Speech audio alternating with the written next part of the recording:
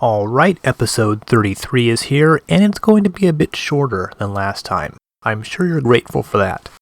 So what's up? How about more Japanese-style adventure games, and a couple baseball games, and a seriously irritating platformer from Vic Takai? But don't get the wrong idea. Episode 33 is a very solid episode because we have four great games from Capcom, Namco, Konami, and Technos Japan. So let's get going.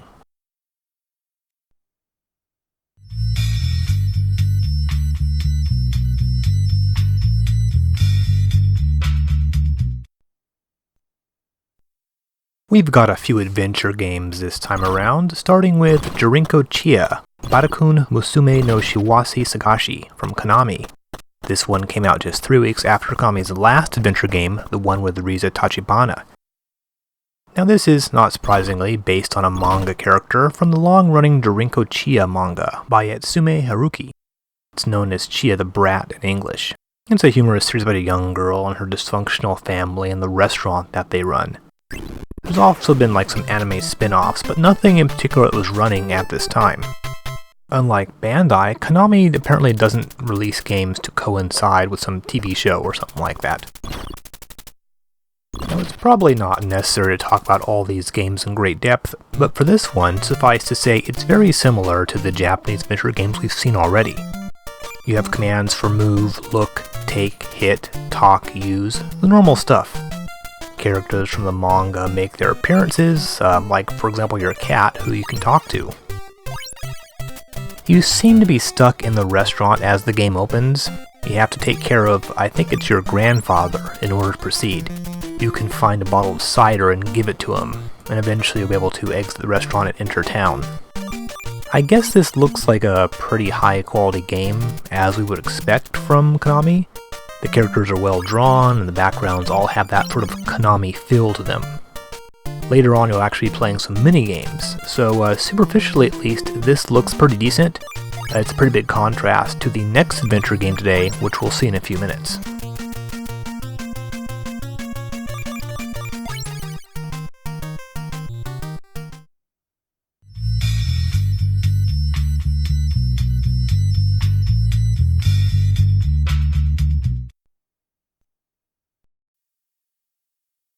So last episode, I said I'm getting tired of all these damn baseball games, and as punishment for my hubris, the universe has made the next game today a baseball game. Best Play Pro Yakyuu from ASCII. ASCII being a computer game publisher that put a lot of pretty oddball selection of games so far, mostly computer ports. I don't know what this screen is for, but this has gotta be the most boring screen in any video game ever. So anyway, they stick to sort of their game plan here, since Best Play Pro Yakyuu is the latest in a long-running series of baseball games from ASCII, which started back in 1985. This right here is one of the earlier ones, New Best 9 Baseball, PC-8 version of the first game. Note the option for each team to be either a computer or man, meaning played by a real person. Yeah, technically you can have the computer play all the teams on this. You see, this thing is more like a baseball league simulation game, rather than a typical family stadium type game. It's all about managing teams. So here the teams are. You can play with all the details, change the names, whether you want to be played by a computer or yourself. Here are the individual team members. They have a lot of different stats and have been graded on many different aspects of their playing capabilities. Same with pitchers over on the right. They have stats on things like pitching stability, technique, stamina, really all sorts of stuff. You can rearrange the team, do trades, it keeps track of your performance. All kinds of interesting features here, so it's really like a baseball game for geeks, basically. Now one very notable thing was the box art. It was drawn by Susumu Matsushita, a pretty high-profile illustrator who, among other things, designed Neppy, the mascot for the Oryx Buffaloes. Another famous character of his is Neki, the mascot for Famitsu magazine. And speaking of Famitsu, if you remember that reader's poll we discussed a while ago, Best Play Pro Yakyuu came in at number 72, which is a couple entries above Resident Evil 4, if you can believe that. So this is not just some weird, long-forgotten baseball game we're talking about here. As for the actual baseball playing part of the game, it involves very little player input compared to something like Family Stadium. Again, I think the team stats are central to the game. You can even set all the teams up to be played by the CPU and focus entirely on team management. Now a slightly updated version was released a few months down the road, in October. The new data edition of Best Play came out. I believe that some of the stats were juggled around a bit. Well, this is definitely very different than the other baseball games we've covered so far. It's an interesting step towards today's management-heavy sports games. However, if you're not very interested in old Japanese baseball teams, this is probably going to actually have very little interest for you.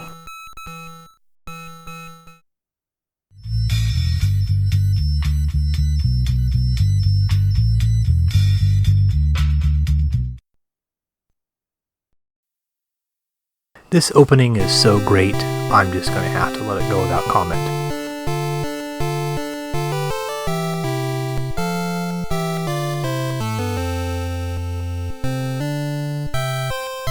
You can just totally sing along with this music.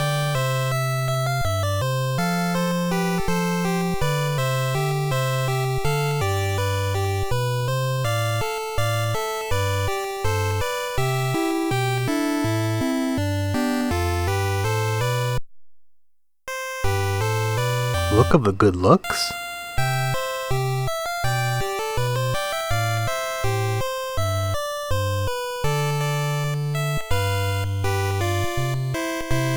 So, just what exactly the hell is this? I wish I knew. Mr. Gold Kinsan in Space is the newest adventure game from Toei. Naturally, it's based on a cartoon of theirs. Maybe the song is from the cartoon. However, the name Kinsan in Space kind of tips us off to the origins of this. First of all, Mr. Gold has its roots in a historical person, a samurai, named Toyama Kagamoto, or Toyama Kinshiro, as he was also called. Over the years, a fictionalized version of him, under the name Toyama no Kinsan, appeared in various forms of popular entertainment, including any number of movies and TV shows. He is depicted as a crime-busting samurai with a cherry blossom tattoo on his shoulder. In 1988, Toei put out a direct-to-video anime called Toyama Sakura Uchucho Yatsu no Wana Gold, meaning Toyama Cherry Blossom, Space Commander. His name is Gold, known in the West as Samurai Gold. It's just the Toyama no Kinsan character set in the future, the boring future. So despite being a science fiction themed game, you spend all your time doing rather mundane, non-futuristic stuff, like shopping for caramels at the kiosk and driving around in your car. And it's not even a space car, it drives on regular old roads. You enter the coordinates where you want to travel to, which often leads to a dead end. Sometimes you'll get in a fight with this guy with a lightsaber, but nothing really seems to happen as far as I can tell. Luckily, you can actually get a list of all the interesting locations. Mostly you just go and look around and talk to people. I didn't really encounter any aliens or robots or spaceships in this game. I don't know if it ever gets exciting, but I checked a walkthrough and it's incredibly short. So I guess I'm just going to have to chalk this up as being another crappy game from Toei.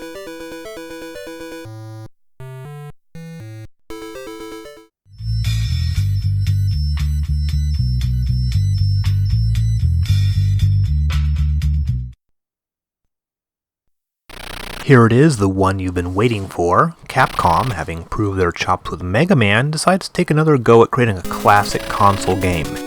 Hitler no Fukkatsu, Top Secret, or Hitler's Resurrection, Top Secret. Pickens turns a militant state's plan to somehow bring Hitler back to life in order to get the plans for some top secret Nazi superweapon. Now we know this game in the West as Bionic Commando. Not only was the name changed, but due to Nintendo of America's policies avoiding anything even vaguely controversial in their games, all references to Nazis and Hitler were changed. So Hitler was called Master D, and some minor tweaks were made to the levels in a few places as well. Note the swastika being replaced with like the eagle logo. That happens pretty much everywhere in the game. Now it just so happens that today we have a hacked version of Bionic Commando that puts all the censored stuff back into the game. So you'll be seeing the game with full Nazi content, basically. Makes it resemble the original Japanese version a bit more, though it's still the American version, however. Now the plot here, Super Joe, the guy from the original Commando game, has been kidnapped. You, Lad Spencer, the guy with the robotic arm, must infiltrate the bad guy's territory and fix everything. Now the main selling point of Bionic Commando is of course the robotic arm. You see, Spencer cannot jump. He must use his arm to climb and swing from platform to platform. Bionic Commando had its beginnings in the 1987 arcade game called Top Secret in Japan and Bionic Commando in the US. The arcade version is not too terribly well known, and is very different from the console game. In fact, it's not even really clear whether the home version is a heavily revived port or a sequel. Either way, the home version is far superior to the arcade original. So for this, Capcom did the whole RPG Zelda thing. You collect objects to increase your life bar, you will need to seek out weapons upgrades, accessories, and strengthen yourself, and also communications radios in order to advance. The game is somewhat non-linear, since certain levels can be skipped or played out of order. Now, you often encounter these radio rooms where if you have the right communicator you can engage in Metal Gear-like conversations with headquarters or listen to enemy radio chatter under wiretapping, which is not always very useful. Now, Spencer is armed with a rather large but suspiciously wimpy gun. The game's real meat and potatoes is using the arm. One thing you'll want to pick up are those little bullets that enemies drop. Get enough and you'll increase your maximum number of hit points. Levels are pretty linear and each ends with these control rooms, which houses a quote-unquote main system. There's always someone defending this room, a bunch of soldiers or some sort of boss. After blowing it up, your health will be refilled to the maximum, you'll get 10 bonus bullets and a new weapon or accessory. Now between levels, you move around on this screen. The white squares are the regular levels, and the red ones are the neutral zones. The white lines show the paths you can move in. If you decide to enter a level, you can take one weapon, one communicator, and a couple other items with you. Now here's the neutral zone. They function kind of like villages in Zelda 2. You see soldiers walking around, but no one will attack you unless you attack first. The only real purpose here is to enter a couple of buildings and get some items. Sometimes extra bullets, or a weapon, or accessory, or a communicator. Obviously, these neutral zones are not terribly exciting. Now hopefully you got the hang of the controls on the first few levels, since around the third level things pick up considerably. Flying enemies harass you, and since you can't shoot up, they're pretty difficult to eliminate. Mostly they get in your way to try to climb this incredibly tall tower, and when you do kill one, they respawn immediately, so it seems like you always have one or two buzzing around your head. Now as you get further up, there's a series of very tricky climbs. You have to propel yourself up and grapple another platform in midair, and all these paratroopers falling down just to add to the misery. Here's one of the larger of the regular bosses. Luckily this guy is pretty easy. All the bosses are actually. Bionic Commando Rearm, the modern day remake, sort of changed all the bosses to make better use of the bionic arm, but mostly here you just sort of shoot them while dodging. Now originality is a key part of the game's success. You're always seeing things you've never really encountered in other games, like this sewer level, but the blue slime coming in and out of the pipes will carry you away, so you sort of got to be constantly moving and jumping. By now I've acquired the rocket launcher, which will make short work of these guys driving the cranes there. Now it should be mentioned, Bionic Commando is hard. The grappling and swinging mechanic requires very precise timing, and you'll often find that you have to grapple another platform while you're still in midair. And the best place to grab something and the exact timing required is not always clear. It requires a lot of practice and experimentation. The first time you go through a level like this, you are never really sure what's going to appear while you're flying through the air. Another very difficult series of jumps right here.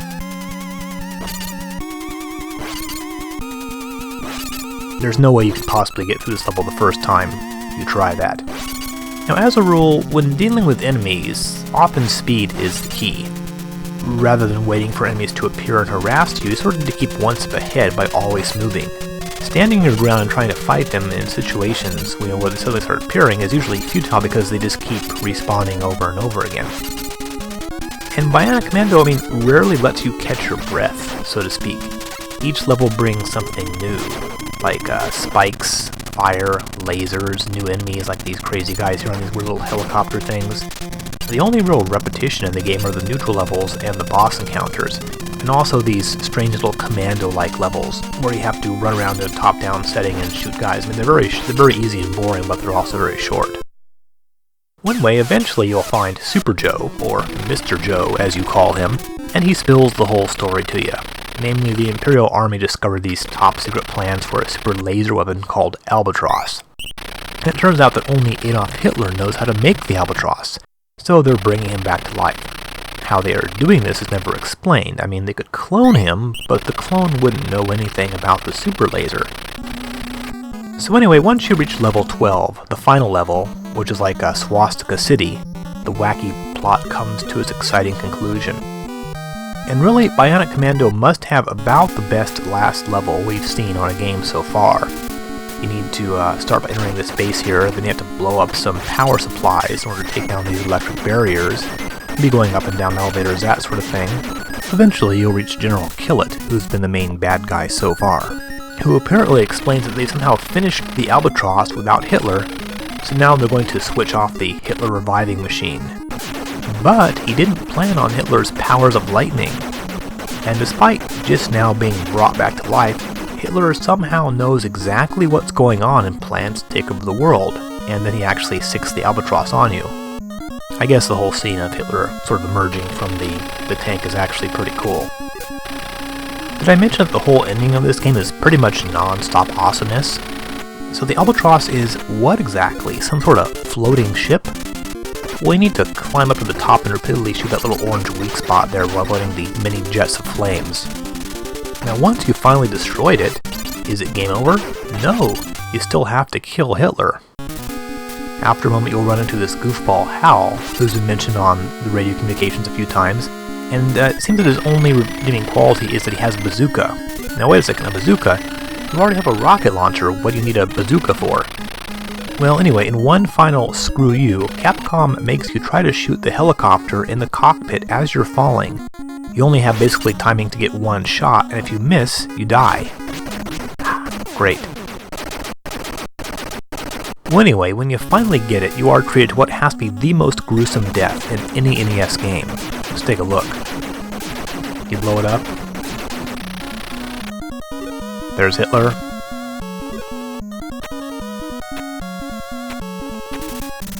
Oh, jeez. Rewind that if you didn't catch that. Hitler goes through a 3-stage face explosion. So now's the game over? No, now the base is exploding and you've got to get out. You'll even encounter one of the earlier robot bosses along the way. And then of course it's dramatic ending time. So Bionic Commando gets many points for sheer originality. Aside from the very unusual swing mechanic, it's one of those games where you don't really feel like you've already played it 100 times before. It always feels fresh and exciting. Aside from a few rough spots like the neutral zones, it's constantly keeping you on your toes. Now I do have some complaints. It can be very difficult, and certain jumps take a lot of practice. When the penalty for doing a jump wrong is death, well, that can be very frustrating. And just like Blaster Master, the game really should have passwords or save states. It's not something you really want to play in just one sitting. So overall, Bionic Commando is a fantastic, very cool game that gets almost everything right. And a sort of funny thing, it turns out that the narrator, so to speak, is Super Joe, writing his autobiography, which he dates August 2010, by some weird coincidence just a couple months before we ourselves are doing this show here. So if you've never played Bionic Commando, definitely give it a shot, one of the finest titles we've seen so far.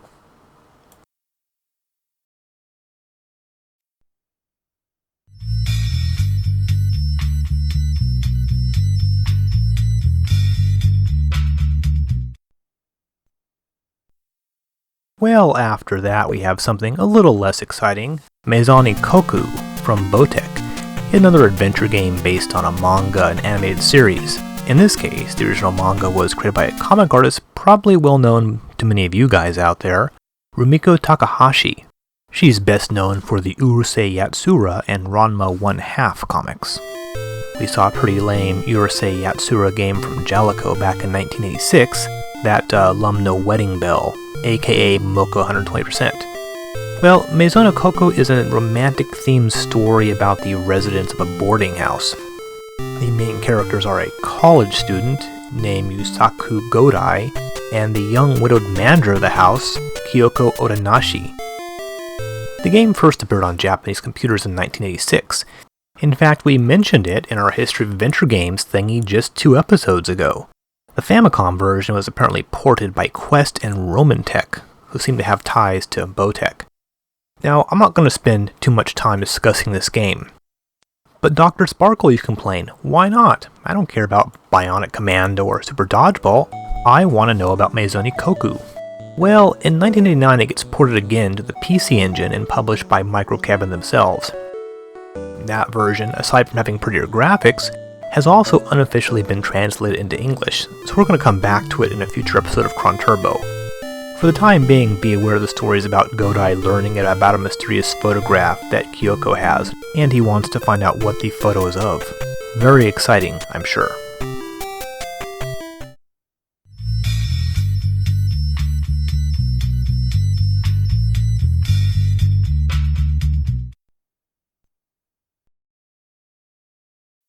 Ah, the good old Namco logo. This is the first of 2 games this time around. First up is the Quest of Kai. Actually a pretty good little intro sequence on this. This is sometimes called Kai no Boken, but since the title screen and the box art actually say the Quest of Kai, that's what I'm going to call it. May have noticed there are Game Studio Presents. This game was designed by Masanobu Endo's Game Studio. Ooh, that picture looks kinda dirty right there. This intro explains the whole plot. This very important blue crystal rod was captured by the evil Druaga who lives in a tower. So anyway, the bottom line is that Kai needs to enter Druaga's tower under the orders of the goddess Ishtar.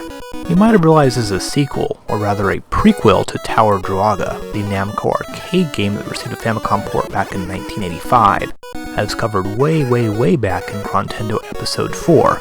Kai was the lady that you were trying to rescue in that game. Here you play as her. Then in 1987, the arcade sequel appeared, The Return of Ishtar. It looks a bit more friendly than the first game, almost sort of Gauntlet-esque. A few more games have come out since then. It even got a mysterious dungeon game back on the PlayStation 2. So how does Quest of Kai turn out? Well, pretty weird. Let's take a look. Unlike the first 2 games, this one uses the side perspective. You grab the key, go to the door, and... wow, that's gotta be the shortest video game level ever. That's like the easiest 4,700 points I've ever earned. So each level has a key and a door and a treasure chest. The chest is often in sort of like a hard to reach sort of spot. One thing about Quest of Kai, there is really weird jumping. It's almost like it's set in 0 gravity. You can jump up until you hit your head and then you plummet straight down. You can control the trajectory of your jump a bit while in the air, but still everything's like sort of moving in slow motion. Oops, accidentally touched the enemy there. All of this can make it pretty difficult to avoid enemies, which move at normal speed, and it is very difficult to control how high you're jumping. Even lightly tapping the jump button might cause you to jump higher than you want. And unfortunately, you have no weapon. The A button instead allows you to run, thus decreasing your time and I believe giving you a higher score. Each level has a timer on it. Now the chests contain things like points, extra time, warps to other levels.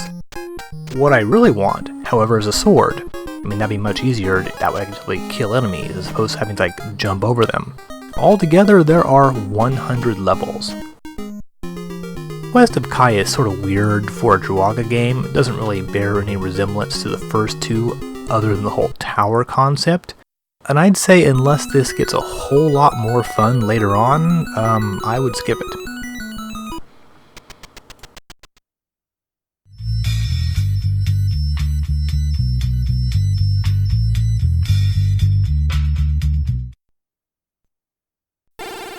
Next we have Kakefu-kun no Jump Tengoku from Vic Tokai, or as we like to call him over here, Kid Kool.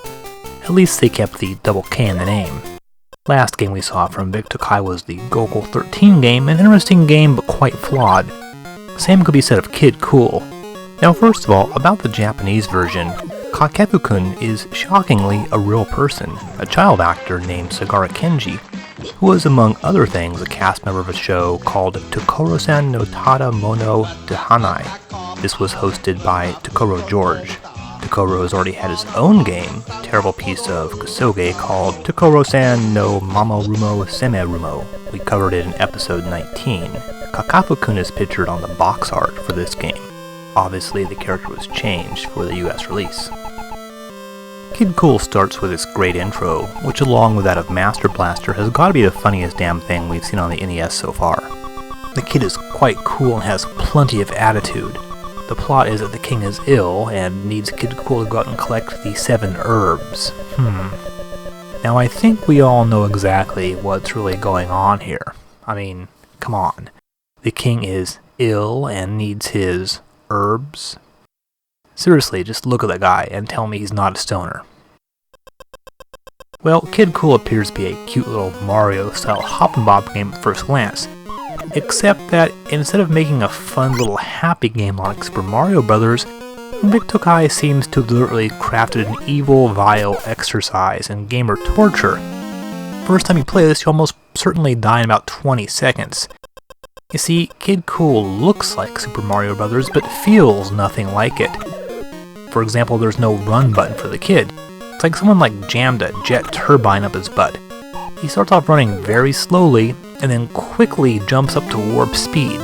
He also has quite a bit of momentum and is difficult to stop, something you'll realize when you run smack dab into a group of enemies for the first time.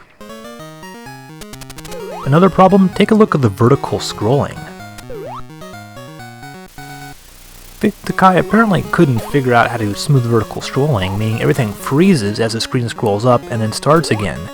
The screen often scrolls when you're jumping on higher platforms, meaning at the apex of your jump, you won't be able to see the platform you're trying to land on. It makes jumping even that much more difficult. Though on the positive note, when you continue your game, you'll be treated to this hilarious cutscene. Kool actually comes back in angel form. He seems to be taking the whole death thing pretty well. I guess I died. Very observant. The king just nonchalantly brings him back to life, which earns him a simple thanks from Kool.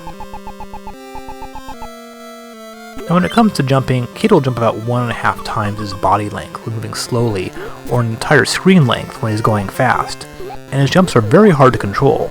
There are probably going to be many instances when you need to make a short, simple jump, and you end up falling short. And it's virtually impossible to turn around in mid-jump if you realize you aren't going to make it. There are a lot of jumps here that would be very easy in Mario, or Adventure Island, or in most platformers, but they're way difficult in Kid Kool. Now, a year later, Victokai greatly improved on this formula for a game called Psycho Fox, released on the Sega Master System. While it's not a remake or anything like that, it does borrow quite a bit from Kid Kool and fixes the controls and jumping issues.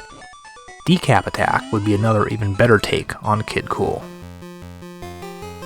And another problem here, blind jumps. There are so many blind jumps. The last level even starts you out on a long blind jump on a floor covered with spikes.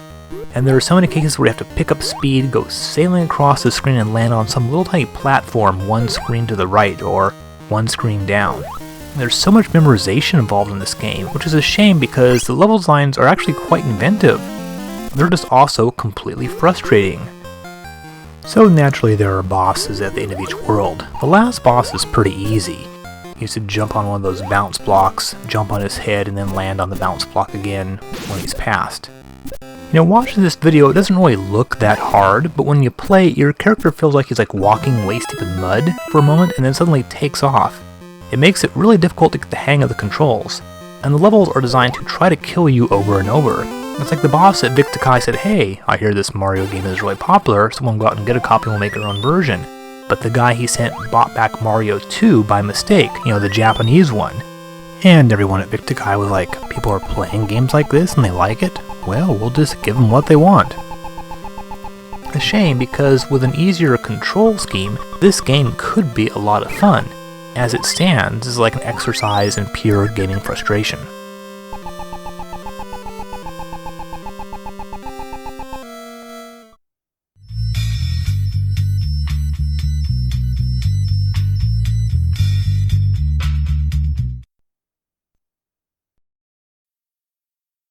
Our second Konami game this episode was released in Japan for the FDS under the name Konami Ice Hockey.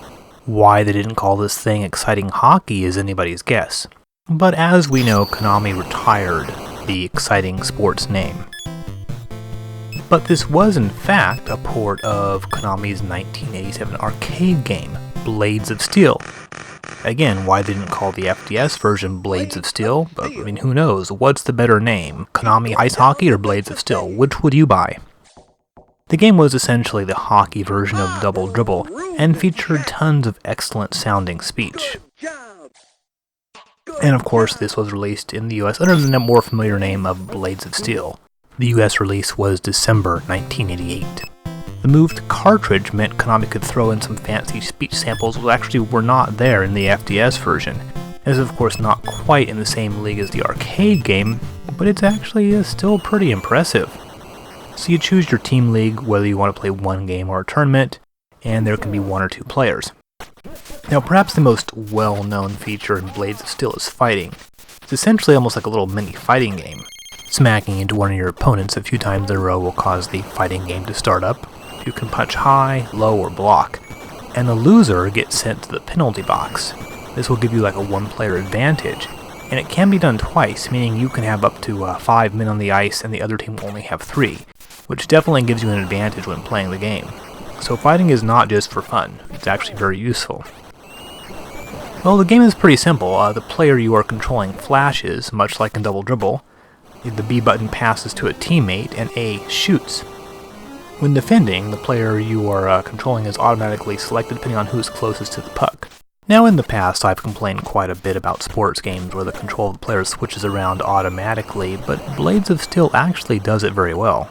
When the other team makes a shot towards your goal, you'll automatically take control of the goalie and block the shot, and then you can pass it back to one of your own players. Each game is divided into 3 20-minute periods, in which the clock goes much faster than real time, so the periods are in real life only a few minutes each.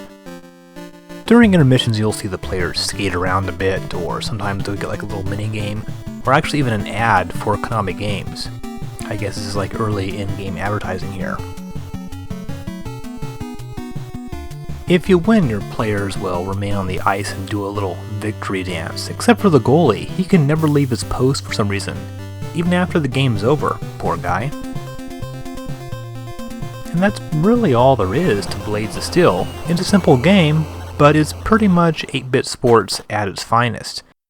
For old school hockey games, it doesn't really get much better than this. It's interesting that 2 of the better sports games for the Famicom and NES have been both hockey games, Nintendo's Ice Hockey and this. While hockey is not the most popular sport in real life, it does make for some pretty good video games.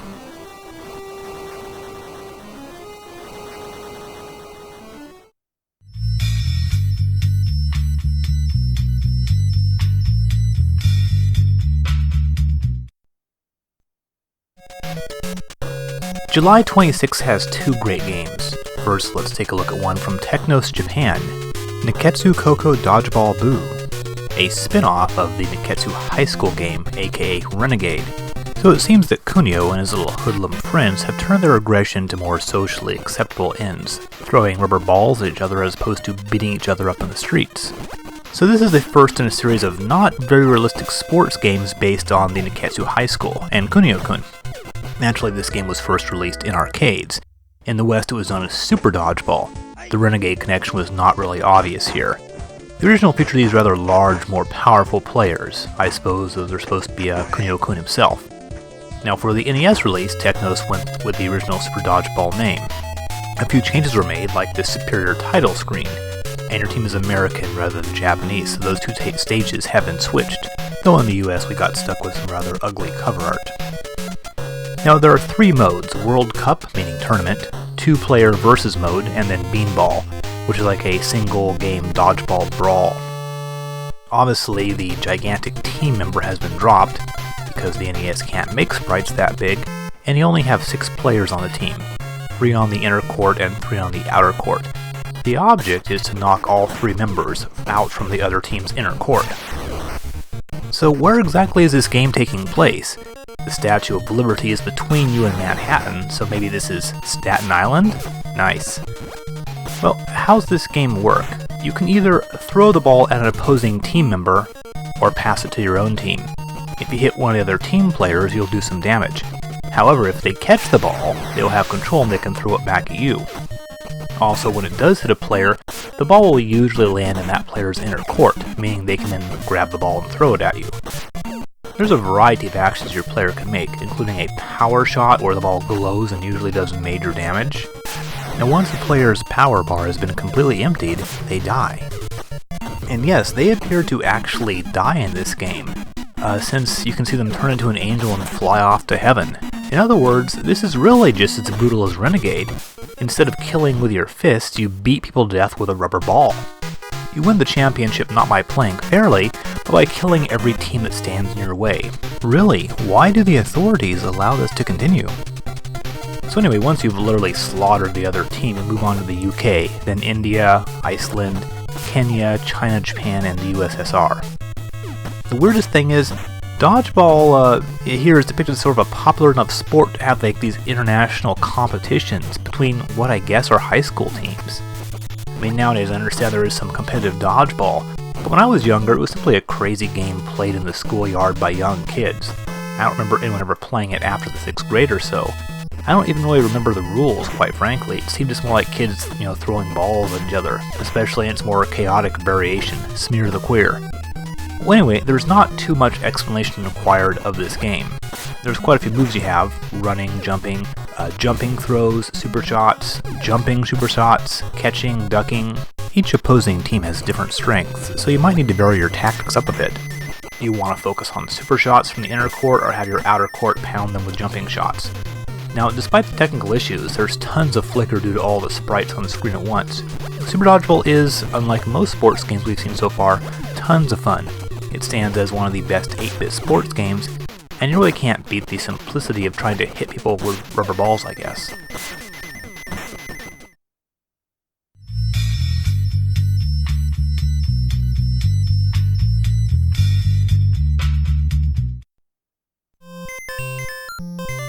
Man, Namco, Capcom, Konami, Technos, and now Taito?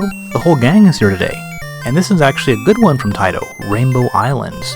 Programmed by Disco. Who are Disco? Don't know, some internal division of Taito. Their name appears on a few Famicom Taito games. Oddly, the US version doesn't even mention them. So anyway, Rainbow Islands is the sequel to Bubble Bobble, despite the fact that Bub and Bob aren't really even in the game. Instead you play as Bubby and Bobby, which I guess are the human versions of Bub and Bob, who were dragons. Now this of course was ported from the 1987 arcade game. It's funny, it seems like half the games from the 1987 arcade roundup are getting home versions in this episode. Now Rainbow Islands is similar in structure to Bubble Bobble. Your only weapon is something even less likely to kill you than bubbles. It's rainbows. Yes, the game turns rainbows into deadly weapons, and the rainbows double as little bridges as well. Now there are two ways to cruelly snuff out a life using a rainbow. A direct attack, simply hitting an enemy with a rainbow, or even better, building a rainbow above an enemy and then jumping on it, causing it to fall and land on the enemy. Doing this will usually cause them to drop special items. Mostly diamonds, but also some power-ups. Now you move vertically up a level, just like Bubble Bobble, but here there are multiple screens before you reach the level's end. Then a giant chest opens up and will spit out some items worth points. It's odd that for a point-based game you can't see your score except between levels. And there you go. Each world has a standard 4 levels, and there are 7 worlds, sort of. Now as I mentioned, other than diamonds you can get power-ups, including boots to make you move faster, and the power to cast double rainbows. What's that you say? Double rainbows? It's a double rainbow all the way. Whoa, that's so intense. Yeah, double rainbows are pretty cool. They're longer, and thus will give you more reach when you shoot them towards an enemy. Now one odd thing, you can shoot a rainbow that wraps around the screen, but you can't actually move off the edge and wrap around yourself. Still, the rainbow wrapping power does come in handy at times. And if you see how the word rainbow is partially spelled out there on the left-hand side, for each color of diamond you collect you get a letter. The object is to collect one of each color and spell rainbow completely. Doing so will give you a big special diamond when you defeat that world's boss, which is a big spider here. This guy turns out to be pretty easy. If you collect the big diamond in each world, you'll travel to the hidden 8th world, so there's really 8 worlds in Rainbow Island. Interestingly, the arcade game had a whopping 3 hidden islands. Now each level has a theme. The first is insect themed. Then we have sort of like a military themed island. The boss for this level is a giant helicopter. Later on there's a robot island, and as video game companies like to put in crossovers in their games, there's an Arkanoid level and a Darius themed level in space. Despite the cute and cuddly appearance, Rainbow Islands gets quite difficult in later levels. The robot level is full of Mega Man-like spikes that require very careful placement of rainbows to avoid hitting the spikes, since you often need to use rainbows as stepping stones to higher platforms. And in the Arkanoid and Darius levels, there's lots of flying enemies and projectile-throwing enemies that make it for really rough going. Now, this series went on to become one of Taito's biggest when it came to ports and sequels. The game was released on virtually every platform known to man, and Taito continues to put out Rainbow Island games for the DS and the WiiWare and the like. This is definitely one of the better cutesy arcade-style platformers for the NES, but still, part of the game's appeal is the bright colors, not to mention the adorable graphics. This is a game about rainbows, for God's sake, and the Famicom cannot even reproduce a proper rainbow. These have only red, yellow, and like a bluish-green stripe. Regardless, I still highly recommend it. Taito's track record on the Famicom hasn't exactly been fantastic so far, but this is one that really takes top prize.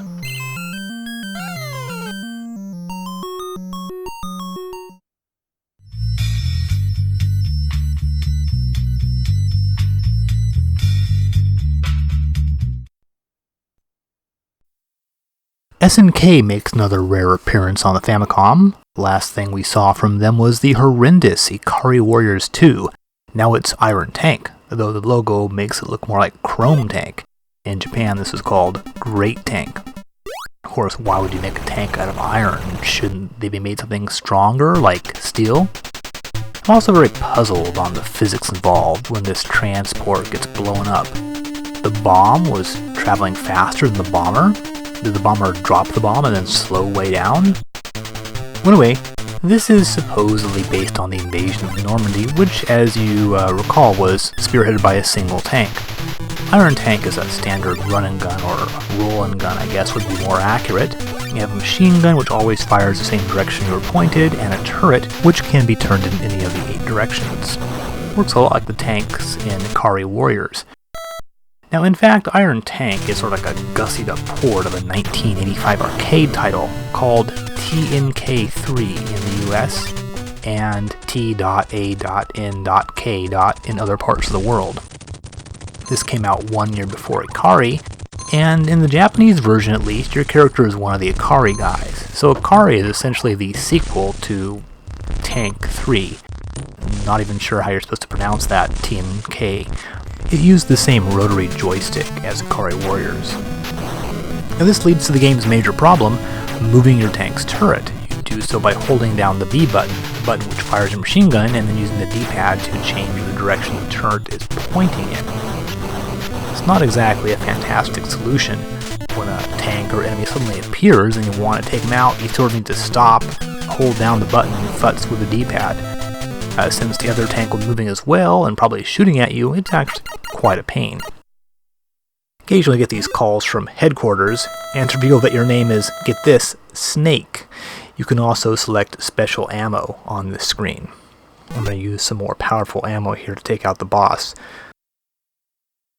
Enemies will drop icons that refill your special weapons or your energy. Now quite a bit was changed for the home version. As has been the case with most SNK games. There are now various branching paths added. It's been made quite a bit more, console-like. I wish I liked Iron Tank better. Playing it after Jackal makes it seem like a lamer, earlier version of Jackal, which I guess it is. The game starts getting pretty hairy in the second level. Just throws way too many tanks at you. Maybe if the turret was easier to aim with, this would be a more fun game to play, but sadly, I'm gonna have to call this another miss from SNK.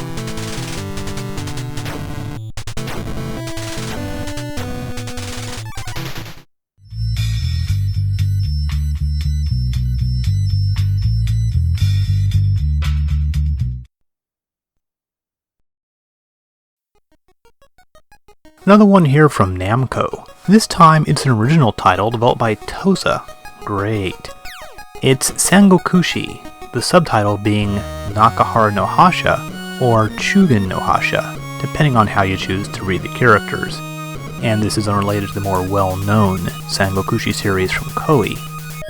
So wait a second, what exactly is all this Sangokushi stuff, you ask? Well, Sangokushi means three kingdoms and refers to a period of time between the Han and Jin dynasties, when China was divided into three separate states. Much of the stories involve the struggles between Liu Bei, pictured here, Sun Quan, and Cao Cao, this guy here, who acts as sort of the villain in the story. Though countless minor figures and characters populate the Three Kingdom stories. Some clarifications: there are two Three Kingdom books. This game names itself after the Record of the Three Kingdoms, a rather dry historical document written in the 3rd century. Much more frequently read is the so-called Romance of the Three Kingdoms, a massive historical novel written some 1100 years later. Three Kingdoms inspired countless books, Chinese operas, movies, TV shows, and cartoons in China. Even today, big-budget Three Kingdom movies are pretty common over there, such as John Woo's recent Red Cliff. Naturally, the Three Kingdoms have always been quite popular in Japan as well. So as the game opens, we have a little bit of character-choosing operations to go through. You make a series of decisions and end up with a particular historical figure. I've received Yuan Shao, I believe, who actually died maybe 20 years before the Three Kingdoms period, though in fact the majority of the Romance of the Three Kingdoms takes place during the end of the Han Dynasty, really before the Three Kingdoms period actually started. So anyway, I'll try to keep this somewhat brief because this is another strategy game and one dependent on being very good at reading Japanese, so I doubt most folks out there will decide to play it after watching this video, but just sort of give you an idea of what's going on here. There are 4 categories from which to choose actions. Under the Palace option, you can get info on neighboring cities, as well as check your own stats, move your generals around, check the network of roads, as we see here, raise taxes, that sort of thing. Then you have the warehouse icon. That will let you dispense money and move around supplies. There's also the soldier icon that controls military matters. You can send out patrols, deploy troops, that sort of thing. And the last icon looks sort of like a city. Here you can buy weapons, heal in the hospital to recover health, and study in order to raise your intelligence. Now, unlike Nobunaga's ambition, you can make multiple moves per turn, so, well, there you have it. It's the first Romance of the Three Kingdom game for a console. Eventually, Koei would come out with a Famicom version of its own Three Kingdoms games, and then spin it off into things like Dynasty Warriors and that sort of thing. It seems like there's actually quite a few Japanese video games based around the Three Kingdoms, so I'm sure we'll be seeing these guys again at some point.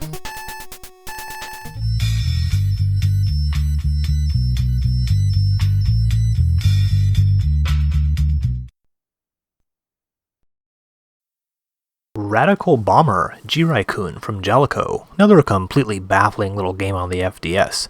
Has a cool name, however. I guess it wasn't just the US that was into the word radical back in the 80s. Jirai, by the way, means landmine, apparently. And of course, also let's not forget about Radical Dreamers, so I guess the Japanese were into radical stuff as well. So we have a lengthy little intro here, then the game gives you various play options. Once you've set everything up, you'll see this is like a turn-based strategy game of a sort, almost like a board game. You play as the pink guy, and the other team, 4 guys in blue, are controlled by the CPU. Now there are 3 menu options: Move, Map, as in view the map, and Bakudan, which allows you to blow up the connection between 2 platforms. So you move, then the other teams move. However, I'm not really sure what the object of Jirai-kun is. It's certainly not obvious from playing it. You lose by getting trapped by the other 4 guys, but how do you win? And there are platforms marked P or W with numbers on them. What do they do? Nothing really obvious happens when you land on them. There's even like a hidden option of having the game play itself, you know, what they call the watch mode. I tried this, but I couldn't discern any clear strategy from the computer. So without knowing the rules of the game, I'd say this is going to be pretty difficult to play.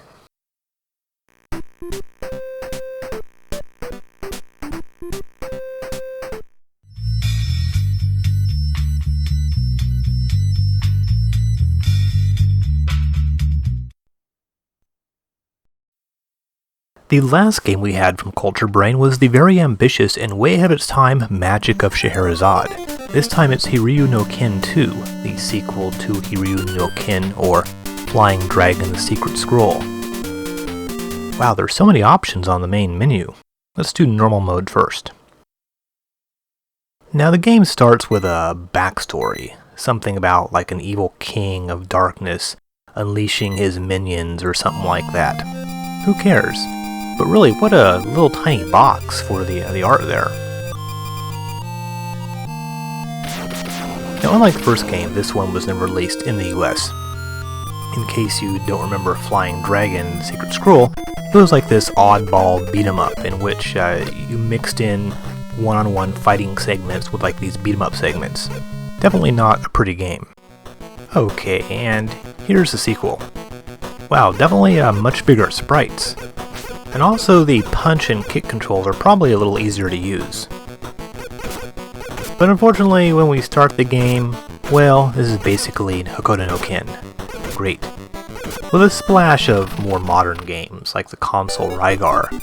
Occasionally you'll need to enter these little caves and talk to dudes, these bird guys. And you also need to fight them from time to time. And you also find like items hidden in indestructible blocks. You see one right here. Great, now here come the rolling boulders. Always a pleasure to see those in video games. How do I break that block? Ah, it's the kick. Alright. Okay, so what about those other game options, you might ask?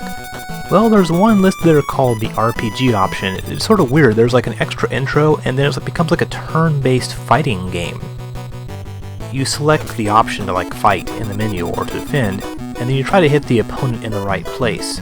This actually uses the same fighting setup as the first game. A target will appear briefly indicating where you should hit to do major damage. When a target appears on you, you need to block.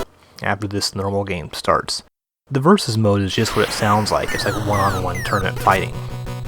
What makes Hiryu no Ken 2 so bad are the awkward controls, especially jumping. You jump by pressing up. In these sorts of games, using the D-pad to jump can sometimes get pretty unpleasant, especially when you have to do like jumping from platform to platform. So, Hiryu no Ken seems pretty lame. I never got past the first level. I think it seems to go in like a loop. I guess you have to like perform some particular action to get out of it.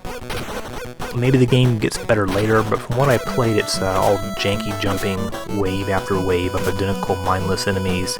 Someone throwing sticks and rocks at you from off-screen, like in Hudson's The Kung Fu for the TurboGrafx. Not a very impressive effort, yet more sequels continue to be made.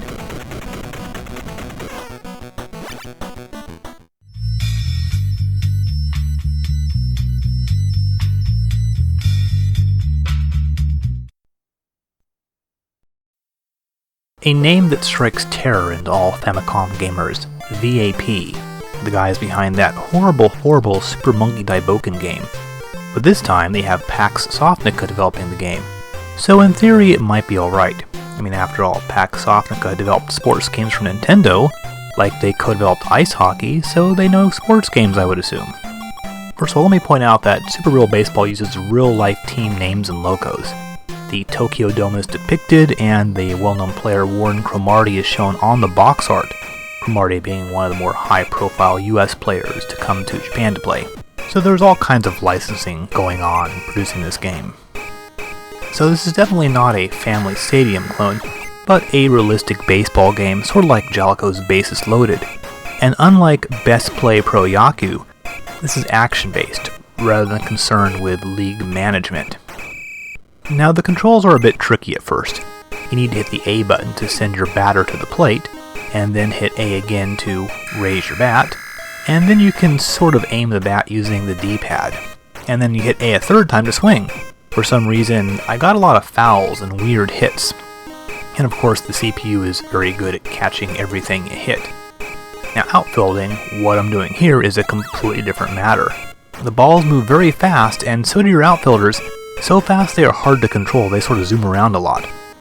And in a virtually game-killing issue, it's really hard to pick up the damn ball and throw it.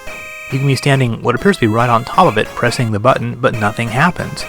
You have to keep repositioning yourself over and over again to find the invisible spot that allows you to pick up the ball.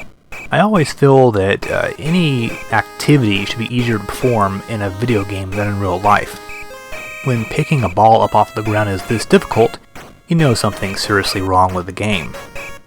And this is not the worst baseball game we've ever seen, but it certainly isn't easy to play. And that constant shrieking whistle noise in the background. Why do so many Japanese video games have that? It's completely headache-inducing. Well, anyway, yeah, this is another baseball flop. Well, that wraps up 1988 for Japan. Next time we're going to pick up a couple stragglers from the US, including the debut from one of the most notorious US publishers. And also, well, some more sports games. See you then.